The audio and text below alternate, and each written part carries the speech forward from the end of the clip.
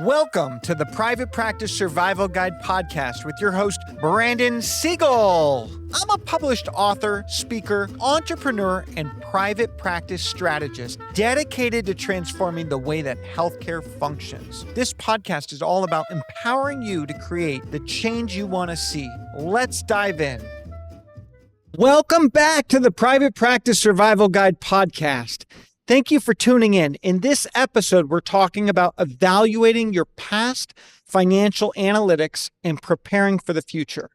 I think it's really important that we don't just look forward, we look what has occurred so that we can plan to either continue on with our trajectory or pivot to the future. And so 2026 is here. We have to measure our past so that we know where we came from. And so one of the things in private practice we often do is we look at things weekly or we look at things monthly. A lot of you know this, but I'm going to kind of state it again. It's so critical when we're evaluating our financials, our numbers, our data, that we're evaluating it in sections. And a lot of the time I like quarterly, but I also like an annual look back. So for the sake of this episode, we just finished a year, okay? We're going to do a look back period.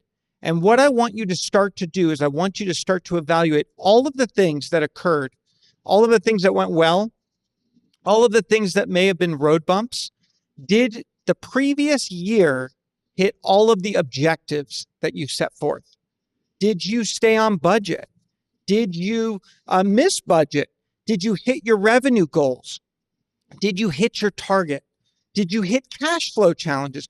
All of those things. Now, what I want you to do is I want you to do a look back of 24 months for me. I want you to go back the last 24 months if you have that data. And I want you to evaluate the good, the bad, the ugly. And everything that you intended for your practice to achieve that you didn't achieve. And I say this because we have to evaluate our past financial analytics so that we are preparing for the future. And so what this is going to do is this is going to help us identify profitability patterns. It's going to help us analyze past revenue, expense reveals, services, clients, seasons that drive profit. You know, hey, we hit a major crazy storm. What did that do to our practice? And a lot of people will remember those things. Oh, yeah. I remember October 2024, we hit a hurricane and we were shut down or, whatever that may be. And so this clarity will help you focus on high yield areas. It's going to ensure future investments boost income rather than drain resources. So even, it sounds funny, the trends in which clients are trying to begin services, the trends in which employees are looking for work. And so I always say there's seasons. And in those seasons, and I'm not talking fall, summer, winter, even though it may correlate, but there are seasons. So I find typically, as an example, if you own a health and wellness practice, the beginning of each year, you have an opportunity to hit your highest because for some reason, when Christmas and all our holidays are over, and we hit New Year's Day, what does everyone want to do? They want to get in shape. They want to eat right. They want to get their body right. All of a sudden, they've let themselves go and they're ready for that reset. So evaluate where those resets are in your practice. The other thing that we can do by looking back is we can uncover cost inefficiencies. Reviewing historical spending highlights areas of rising costs where we wasted, overstaffing, underused subscriptions, addressing the optimized cash flow, freeing up funds for growth or emergencies. Just the other day, I was looking at my numbers, and one of the things that my CPA brought to me, we were looking at our numbers. He's like, hey, Brandon, your numbers aren't as good as a year ago. And I say, you're looking at the numbers wrong. I said, I'm actually having a better year this year than I did last year. He's like, well, not from my data. And I go, well, it's really important that we look at the right variable. I said, we should be looking at a rolling 12 months, not a calendar 12 months. If we look at a rolling 12 months, you're going to see a better understanding of the way that my practice works because of how my conference hits, revenue and expenses are tied to 2 different fiscal years. And so a rolling 12 months is going to give a better understanding of my financial analytics. And literally, he's like, you're right. I'm glad you know that. He's like, remind me next time to only run your numbers for the sake of strategy from a rolling 12 months. Everyone has their little nuances, but that's something I know about my practice. That's something that I know about my business. And it's helping me compare apples to apples, because what happens is we look at numbers, and what's the first thing we do? We either invalidate ourselves and freak out, or we get really excited and we spend all that money. And neither one is a good action. So one of the things when we're looking back at this data is it's going to help us inform strategic decision making. We're going to be able to understand past fiscal trends. We're going to talk about client retention, service demand.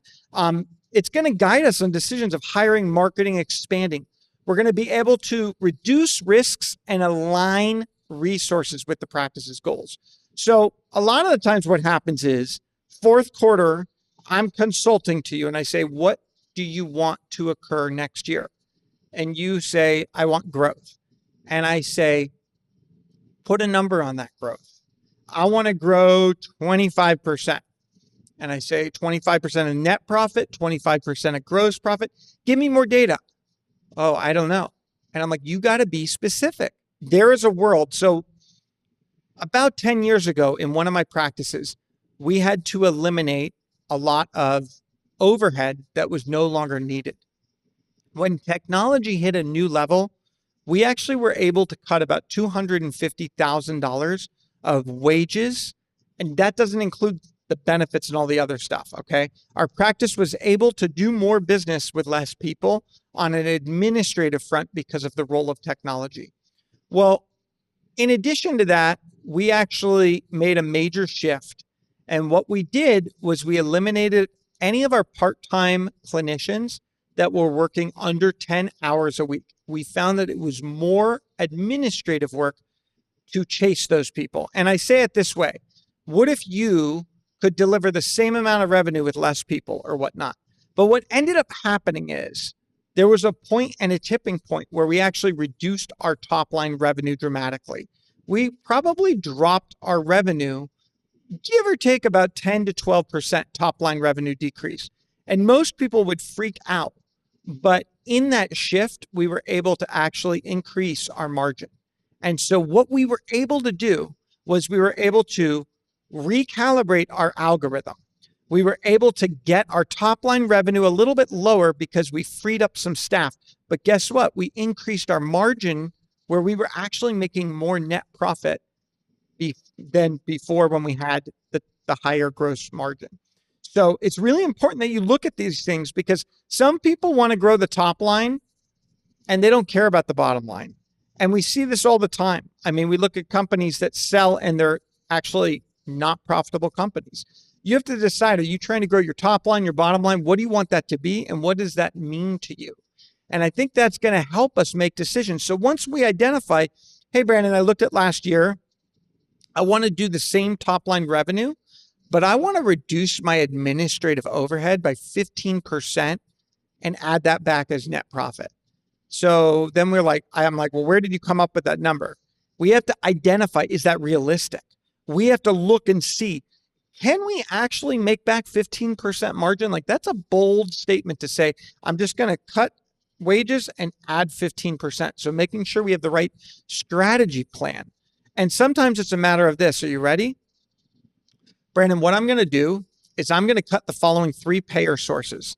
And these 3 payer sources are bringing down my revenue because they're not as valuable to me. There's no margin in them. And by cutting those 3 payer sources, I'm going to lose some patients, but I'm going to gain back margin because I won't need the same administrative staff. So through that strategy, we were able to cut the top line enough and increase the bottom line, as an example. So in addition, why we want to evaluate our past analytics is we want to enable accurate forecasting. So historical data, I always look at, what did I do a year ago from this point? What did I do last month? What did I do last quarter? I'm measuring both year over year as well as that trailing past. And that allows me to forecast to say, If everything were to stay the same, this is where I would be. And I think that's one of the games in business. And so this helps us ensure realistic budgets, preparedness for economic challenges, opportunities, etc. So even for me, at the October of every year, I reevaluate where I'm forecasted to end the year so that I am on track for my tax liability. What do I owe Uncle Sam?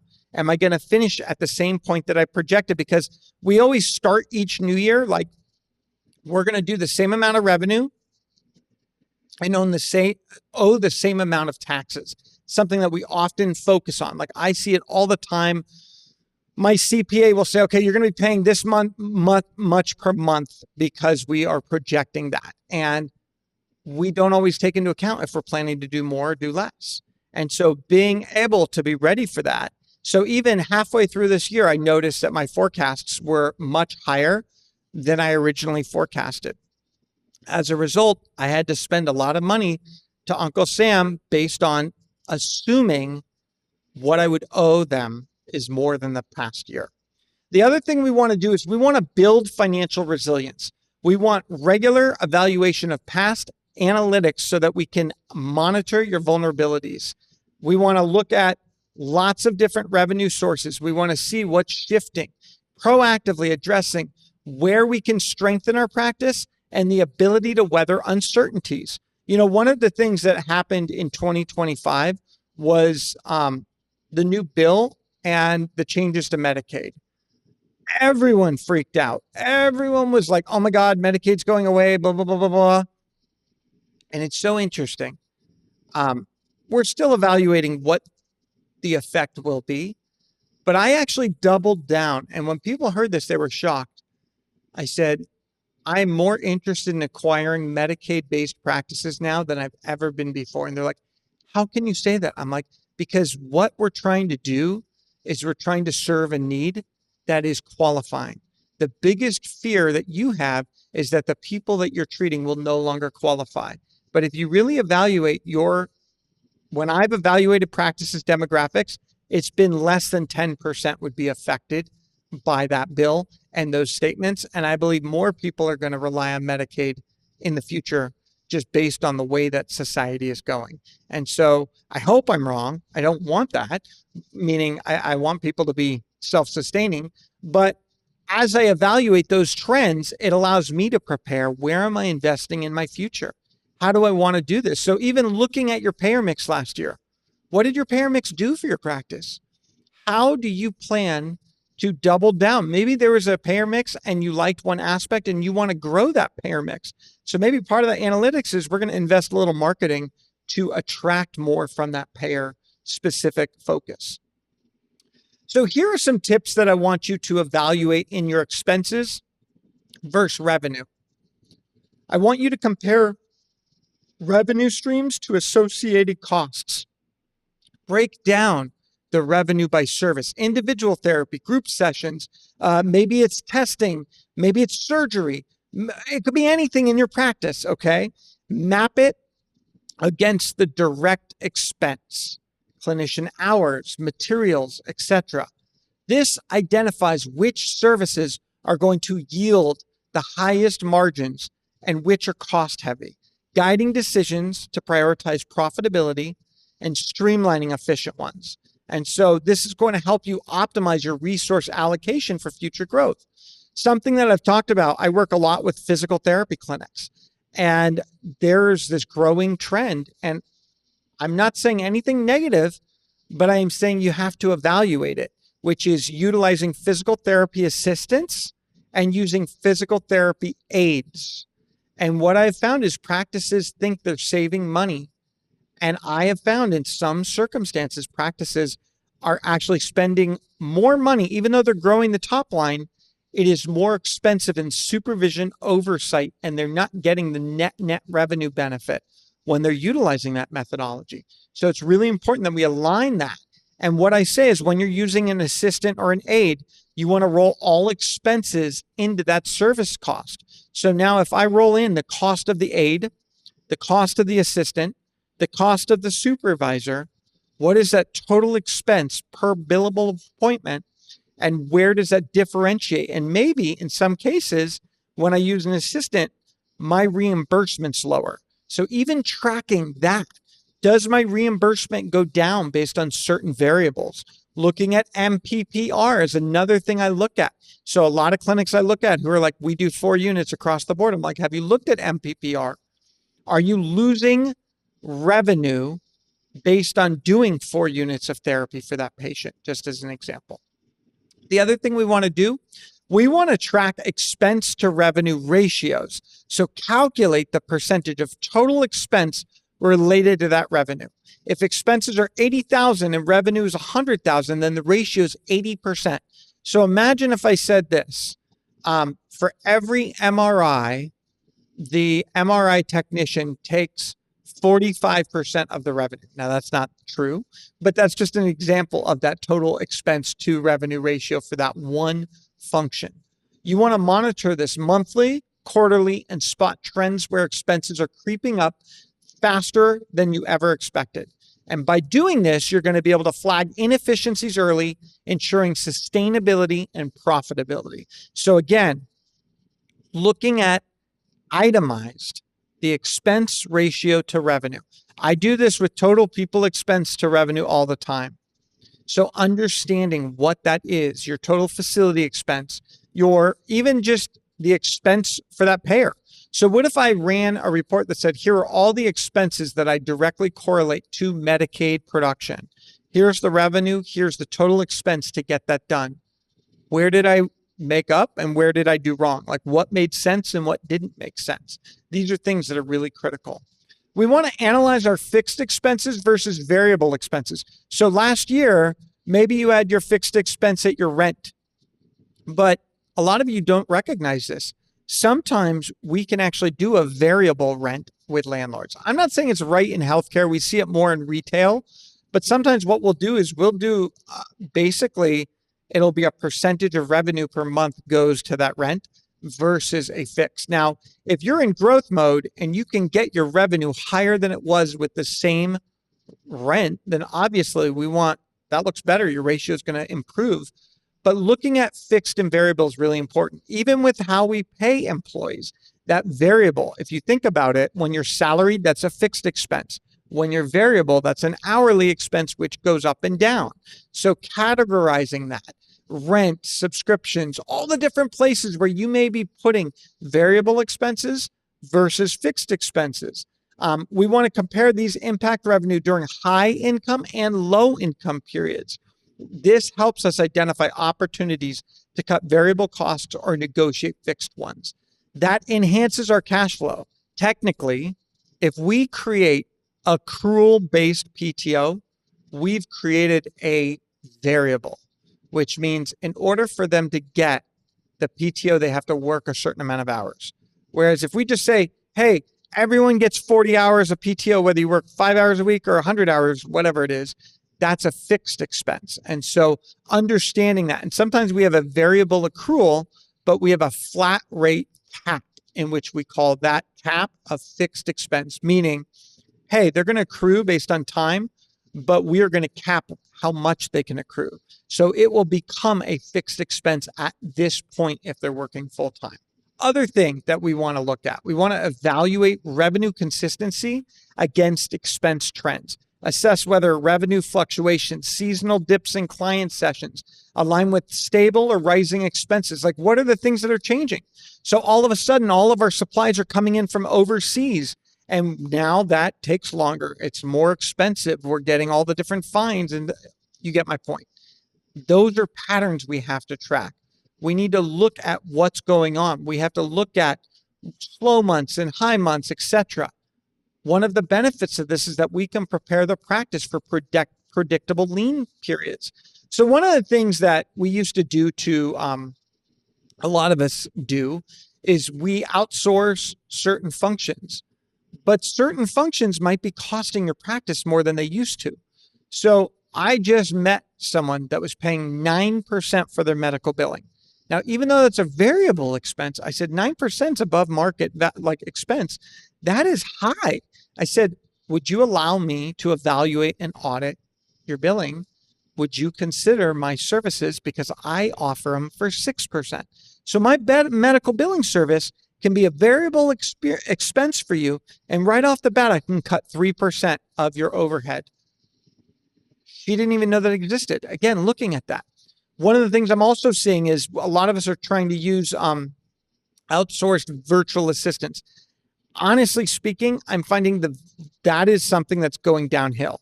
You have to be careful. Hiring staff all across the board is hard, but what I am finding now is it's become so popular that the quality of talent is not great. It's going down. And I'm finding a lot of virtual assistants are working 2 jobs and not telling you they're working 2 jobs, and their performance is going down.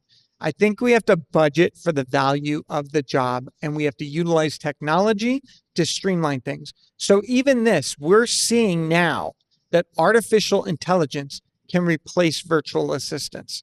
There are a lot of roles that you may be utilizing that you can get a better product for and reduce that price. That same idea of, if I can do the same for you or better for 6% versus 9%, why wouldn't you want to look at that? So the last thing we want to do in this tips and tricks, so to speak, is we want to benchmark against industry standards. We need to compare your expense to revenue ratios and cost breakdowns to industry averages, looking at, hey, in this industry, we're about 40%. In this industry, we're about 70% expenses. This highlights areas where your practice overspends and underperforms. So again, I said industry standard 6% for medical billing. There are people that go 8%, 10%, 13%, 7%, 3%, 4%. Knowing what you get, knowing what services are covered under that percent is really important. But benchmarking it to industry standards is going to help you prepare so that you're getting the most juice from your orange. I want you to get that juice out of that squeeze. Everything you do, the game of private practice is getting the greatest outcome and getting the best impact with the best squeeze at the end of the day. So how do we get that outcome and still profit, prosper, and prioritize patients? How do we create the law of economics so that our employees feel valued, not just from a, hey, you're doing a great job, but also they feel valued in which they feel like they have a seat at the table. They understand their role. They understand the revenue. They understand the expense. And you give them the opportunity to identify how their expense can contribute to more revenue. See, a lot of the times when they say, well, I don't want to worry about that, I'm like, that's fine. Those that seek to align their expense with additional revenue increase their expense line. Those who don't want to look at their revenue generation are limited in what their expense line can be because they're not taking responsibility for the financial equation. And the financial equation is every expense must correlate with income. Otherwise, we go out of business. So the power of a 3-year track analysis. There's 5 things I want you to know about this. So when I say a 3-year track analysis, I want you to think of it in this accord. I want to look at 3 years because that's going to allow me to measure trends. We're going to be able to reveal long-term trends. 3 years of data smooths out the anomalies, the one-off expense spike, the investment in equipment, all of those outliers, it gets rid of. And it highlights consistent patterns. It will highlight rising costs, declining revenue, or the opposite. The long-term view ensures decisions aren't based on short-term fluctuation. It enables strategic planning grounded in reliable insights. And I bring this up because when you sell your private practice, do they tell you to just share the last year of business? No, they want 3 to 5 years. Okay.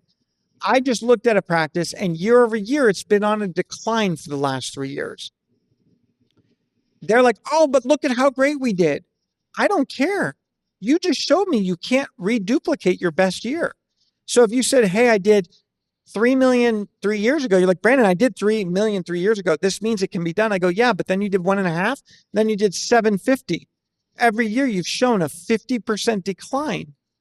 Well, that's on me. That's not on you. You can bring it back to its glory land. I'm like, I'm not going to pay you for the value of your failure. Sorry. I'm not going to give you that $3 million valuation in that accord. I want to see that 3 years. And here's the deal. Not only am I going to average it out 3 years, but I'm going to penalize you if the trend is declining versus increasing. Now, if you show me you did 500 year one, 750 year two, a million year three, that might be worth more than your 3 million, 1.5, 750. I may pay more for that practice that's on the incline versus decline. That's why we look at these long-term trends too, is to see where we're going, the direction. The other thing it does is it identifies secular patterns. It's going to allow you to identify different cycles, and a 3-year pattern often captures seasonal or economic cycles. So when we got out of 2020 into 2022, which was still quote unquote, pandemic time, everyone's like, well, it went down for the pandemic, blah, blah, blah, blah. In 2025, 2026, guess what? I don't want to hear that anymore. Even when I interview people, I'm like, why have you had 3 jobs in 5 years? They're like, oh, sorry, it's, the pandemic. I'm like, no, we're out of the pandemic. Give me the real reason. So at the end of the day, I want you to start to look at those cycles, fewer sessions in the summer, post-holiday surges. We're trying to find where the cycles are so that this helps us predict revenue. Knowing, hey, October through December is a lower. So one of the things in one of my practices I know, our referrals begin to decline as we get closer to November. So by Halloween, I stop my hiring because there's no point in me hiring between Halloween and January 15th. So that's a cycle that I have already reviewed that I'm like, okay, let's cut our advertising dollars for hiring because we're always hiring for growth. And we're going to shift to kind of we'll leave our ads up there, but we will not start or hire someone prior to January 15th once we hit Halloween. Tracks impact of past decisions. That's something that our 3-year track's going to do. So we're going to be able to see those decision making like, 2 years ago, I added a second location. Well, that's going to show. So reviewing 3 years shows how prior changes, raising fees, hiring staff, locations, affected our revenue and expenses. This informs whether similar strategies will work in the future or need adjustment. And so we're reducing our risk and we're able to scale and pivot by looking at those trends. Another thing that it does is it supports forecasting and goal setting. So now we're able to say, hey, based on the last 3 years, this is where we're trending. This is our goal for this year, etc. My conference in 2026, Growth Code Conference, January 28th to February 1st. Every year we've grown year over year. So I'm already looking at what would this next year's growth look like? How do we plan for that? What are the different goals that I set forth? And I actually identified different things. And I went to different people to say, hey, we're coming up on year 4. Based on year 4 of this conference, what can you do for me to get us to the next level of growth? And we identified those goals based on forecasting. The other thing that we do is we build confidence and resilience planning. How do we build for a rainy day? What are those weather challenges? And I work with this group that is a game changer for me. They're called Econologics. They specialize in private practices. And they help kind of bring that, they challenge me financially. They challenge me on where I'm risky versus where I'm not risky. And one of the things that I'm not very, I don't love risk. I'll say it that way. I'm willing to do calculated risk. Whereas other entrepreneurs are like, I'm all in. I'm like, I like my money too much. I don't want to go to Vegas and put it on red. Sorry. So one of the things that they see is that I hold too much liquid cash for a rainy day. They're like, Brandon, you only need so much. So then they know how to help coach me in a way to say, here's where we're at. Why don't we put this? It's still liquid, but now you're getting more money on your money. And so understanding that resilience planning, when it's too much, when it's not, really important. And a 3-year track record, they're like, Brandon, you've been in business long enough. Like you're waiting for this rainy day, but you're stable, you're set. Don't worry. So that's really important. Now, once we get all of this and we do all this evaluation and everything, we want to develop financial strategic objectives. So we want to establish smart financial goals. I want you to set specific, measurable, achievable, relevant, and time-bound objectives, such as we're going to increase our net profit by 10% in Q4 for 2026. We're going to reduce our overhead costs by 5% in the next 6 months. Clear goals provide direction, accountability, and they emphasize the profitability potential of your practice. I want you to conduct a financial health audit. Review your 2025 profit and loss statements. Review your 2024 profit and loss statements. Review your cash flows, KPIs, etc. Break them down and offer practical guidance within this process. I want you to look at where that financial health is going and where you're trending. I want you to prioritize not your gross revenue, but I want you to also prioritize your net profit. What are we taking home at the end of the day? What are we reinvesting to the company? So something that I do, our family does, we have a family practice, and I'm really proud of this, is we do a profit sharing with our employees. And by profit sharing, we basically, every year that we're profitable, we will put a lump sum and do discretionary match dollar to dollar to everyone in our 401k. There's many benefits to this. But this is what I am proud of. And this is where I think we prioritize our net profit by being able to do a profit share. Over the last 8 years, annually, our employees have averaged a 40% dollar to dollar match. Now, some years we haven't matched, some years we've done 100%, over 100% dollar to dollar match. That is investing in our staff's future, their retirement. And what we also do is a vesting period. So they have to work for us for a certain amount of years for all the dollars that they're earning in a contribution to be vested. Everything they put in, they can pull out at any time. But we do a vesting period where it's like every year they add 25% of the vesting. So at 4 years, they're fully vested in our company. We average 8 years or more of employee retention as a result. Just an example. I want you to also streamline your cash flow process. I want you to implement systems to optimize cash flow, automate, negotiate vendor terms, address your payroll inefficiencies, find ways to get paid faster, invest in high return on investment initiatives, plan for your scalability, and schedule those regular financial reviews. I want a financial review every quarter at the minimum. I do actually a financial review with Econologics every month, because it holds me accountable. Everyone deserves that opportunity. The other thing is trend tracking and measuring expectations. We want to analyze our payer contract trends. We want to monitor our local competitor strategies. We want to track regulatory and compliance costs. We want to utilize all different tools like what's going on in the social world, social media, et cetera. And then we want to forecast our economic influences. What's changing? Where are we at? What's the need? So one of the things I always tell people is I'm like, people are getting sicker, not healthier. Our services are more needed than ever. We have an opportunity. And so I want you to conduct a comprehensive historical financial analysis. I want you to understand your past performance. I want you to get that data we just discussed. And I want you to have a clear financial picture for 2026, enabling data-driven decisions for your budgeting and resource allocation. I want you to implement rolling forecasts, move beyond static annual budgets to create flexible, regular, and updated financial projections. Where are we at? Where do we project? How are we performing, whether it's monthly, quarterly, etc.? By doing this, we're going to improve adaptability to market changes. We're going to be able to address things like fluctuating patient volumes, reimbursement rates, etc.